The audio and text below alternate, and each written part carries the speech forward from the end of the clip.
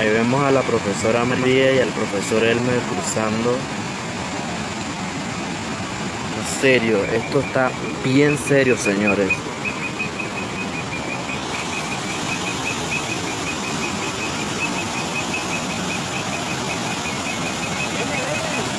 Véame a mí, no vea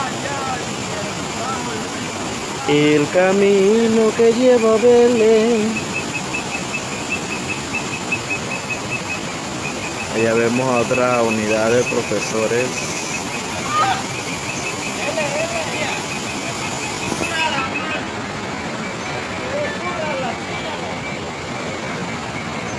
Dele, profesora, sin miedo, nada más agárrese duro.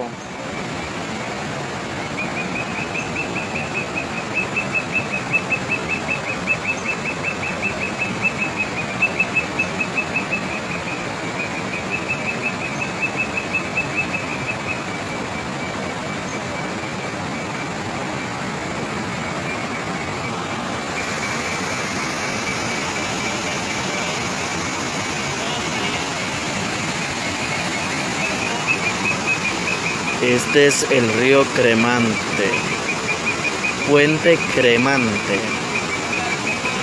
Luego tenemos que irnos por ahí, subir esa loma hacia arriba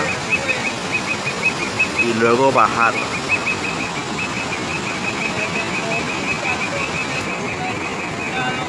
Señores, son las 4:58. Hemos salido desde las 7 en punto de San Félix David. Y mire la hora que ve y apenas vamos a llegar a la escuela de Cremante, que es la mitad de camino.